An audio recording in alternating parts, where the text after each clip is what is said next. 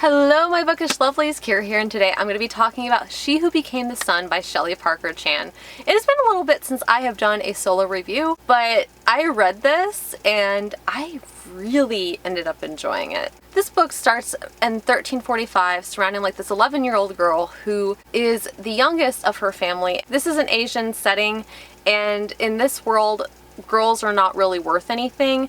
Boys are worth more than girls, so in order to carry on the family name, because she's in a very poor setting, the family invests more in the boys than they do the girls. So the girls have to kind of like struggle and fend for themselves. She's actually one of the few girls in the village, and the only reason that she's really survived is because she knows how to hunt. The girl and her brother, her older brother, Zhu Chimba, goes to this fortune teller, and the fortune teller tells Zhu Chimba that he is going to have a very good life, and it's going to be a life of greatness. He's going to serve his family very well and bring his family name tons of honor. Whereas the girl, the fortune teller, sees absolutely nothing. One day, because like they're in a poor region and everybody's starving, these bandits come and they try to take some of the only remaining food that this girl's family has. And as a result, some violence goes down, and it kind of leaves the girl, the little young girl, the 11-year-old girl, in charge of trying to take care of her family. After all of this devastation, all of this tragedy happens, she ends up taking on her older brother's name and goes to live in a monastery, which was what he had been promised to as a kid. And in the book, it's kind of an interesting thing, like how they approach this main character. She doesn't really have a name at the beginning until she takes on the name of her brother. It's almost like her life and her meaning didn't really start until after her brother died and she was able to live on in his legacy. One of the interesting things about our main character is that she can see spirits and she can see ghosts, and if the ghosts are like lurking around, she can see them, and they kind of notice her also. It's a very surreal experience to her. Even at a young age, as young as 11, she actually can see these ghosts. When she gets in the monastery, she meets this prefect, Fang, and he's one of the teachers, I guess you could say, like that works like there. He's one of the elder monks who kind of supervises, and he is not a fan of her at all. So he kind of makes her life like a living hell. But it only serves to kind of help her because only men go to the monastery, so she has to try to figure out how to conceal her womanhood for, you know, like all of these years that she's in this monastery. Most of the monks like that live in this monastery are ordained as monks when they're 21 years old, so the girl still has about 10 years to go before she is ordained. Her best friend, Azuda, and her, he's like one of the very first friends that she makes while she's there. She doesn't really have like a lot of other associations, and he ends up taking care of her, like especially like when she first gets there, and they are like inseparable. Well, some kind of situations happen, and she ends up being in close contact with the abbot, who ends up wanting to take her under his wing and kind of do like this whole tutelage thing. In the time that she gets there, from 1345 to 1354, she is a very devout monk. She is learning from the monks, she is growing, and she is changing, and she realizes like that she wants to be on the path to greatness, and she's willing to do whatever it takes to get there. So some things happen and they take her away from the monastery, and she actually ends up becoming like this powerhouse of a person in an innocent guise of a monk. And it's really interesting to see how this character progresses. This is a deeply feminist fantasy where we have LGBTQ rep, we have like women who, in so many ways throughout this book, there's a pattern with the women in this book where they feel powerless because the men in charge have made them feel like they are nothing. And every time we encounter a new woman or a new character, we find like that it's not a matter of them not having power, it's a matter of them not knowing how to take it for themselves. With Zhu having been in the monastery since she was 11 years old, she kind of has learned a lot about power and what it means to be in charge, and also like she's been educated enough by the monastery that she kind of understands what it might take to achieve the greatness that she's hoping to aspire to. Conversely, later on, like in this book, we meet a eunuch general who is on the opposing side and is actually serving the current emperor. And Yang is this eunuch who is very feminine looking, very like regal like looking, and they make it sound like he is this treasure. Like if you didn't know like that he already like that he was a male, if you took one look at him, you would think that he was a female because of how effeminate Yang looks. But this is kind of an interesting thing about Yang. He hates it when people mention how feminine he looks.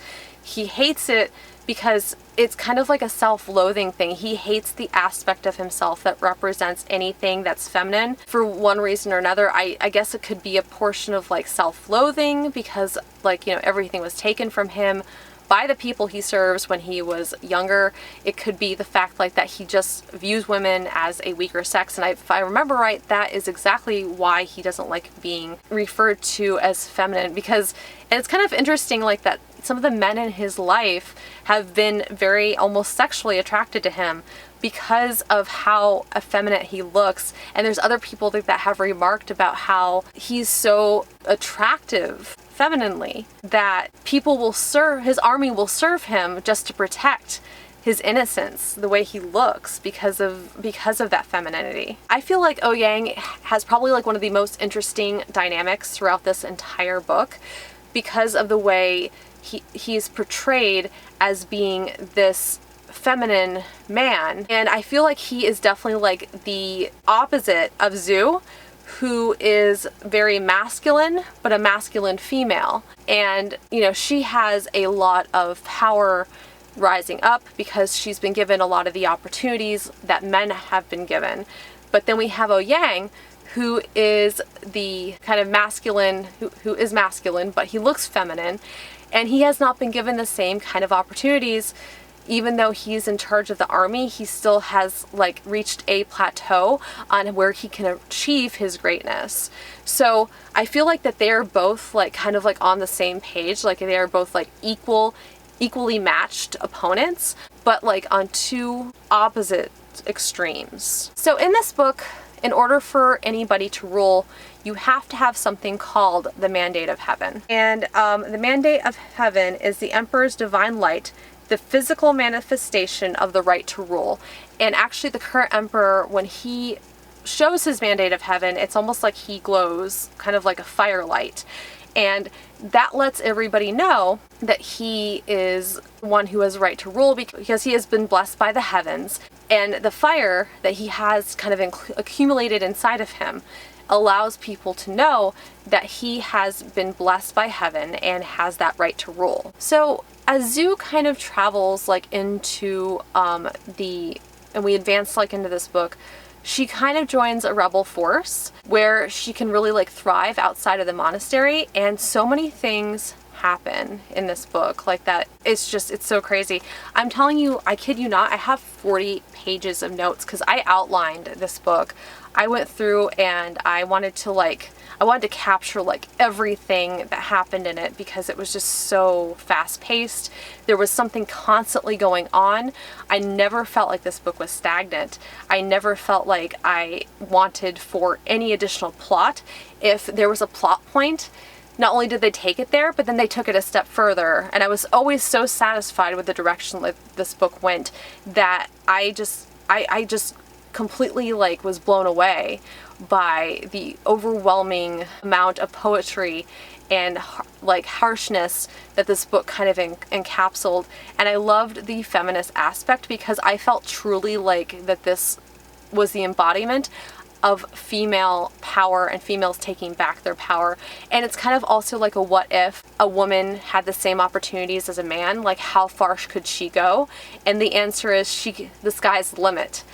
So it's very like there's so many things like in this book like to really kind of like hash out, like even individually like with some of the characters. So we have another character in this. Her name is Ma, and she's the daughter of General Ma, who served the Red Turbans. The Red Turbans are this group of rebels that Zhu actually meets everybody like during the whole scheme of things, like where she runs away to, and Ma happens to be one of the people that she meets. At that time, like when she first met Ma, she is actually arranged to be married to little Gao, and what I really liked about this book too is they talk about how heavy marriage is for women in this, like how much duty women have, and how like even in spite of like all this duty that women have in the household, like having heirs and babies and being a wife and everything else, they're still not really valued, even though like they are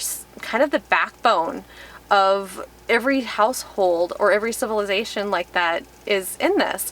So it's kind of an interesting like also like dynamic, like to really kind of like dig into that portion of it too, because it's almost like, you know, you want the feminine and you want to embrace the feminine, but you don't want to empower the feminine.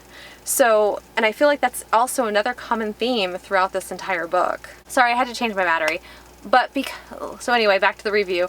Because I have received an arc of this, like there's supposed to be a map with it, and I never got the map, so like I didn't like really have like a good visualization as to like where kind of like this stuff was happening. But I feel like in spite of that, like I think that they did a really good job like on chapter labels. Every chapter label tells you kind of like where they're at in the world, and so it kind of helped me keep everything straight like in all the characters, because I was actually like able to learn more about these regions and like who occupied these regions and like what was going on, because there was like a lot of war during this too, and there was a lot of infighting and a lot of tactical measures like that were taken that kind of like really like left the plot to go in a completely different direction. And and honestly, like that was another thing that I really appreciated about this book, is that I never really knew what direction it was going to head into. It just kind of went there and I was just along for the ride. So I definitely recommend this book. This book was a 5 out of 5 star read for me, and this is the first in a series that is really exciting, and I'm really excited. By the time this video is going up, it has already been released in both the US and the UK. These covers are gorgeous. I love them so much. And I'm really excited because like I yet to have a copy, but I know I'm getting a copy from Illumicrate, which is going to be a special edition copy, and I know that I ended up going ahead and ordering a US copy too, because I ended up loving this book so much that I wanted them in both covers, because the covers themselves are just absolutely stunning. And I really hope you guys check out this book because it was just so good. It just felt like so feminist, like it felt so empowering to read this. And it also felt like it was just, there was like so many things too, like in it, like that were kind of corrupt after a while.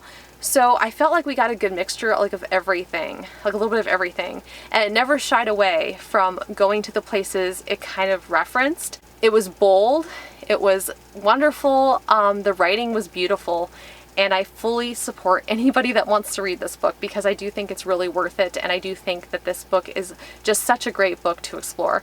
I don't want to say too much else, because like I really want this experience to be something like that you could experience for yourself.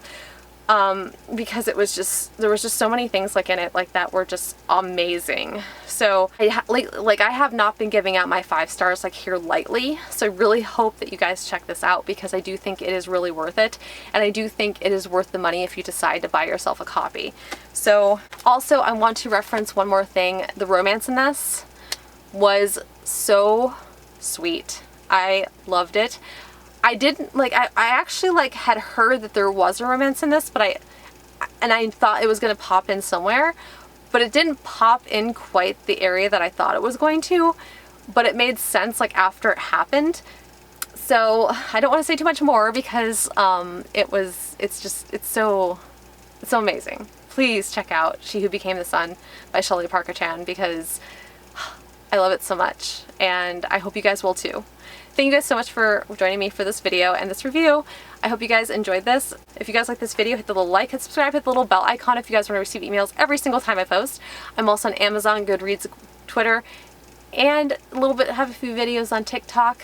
All of those links are linked in the description below. Thank you guys so much for joining me, and I'll see you guys again very soon.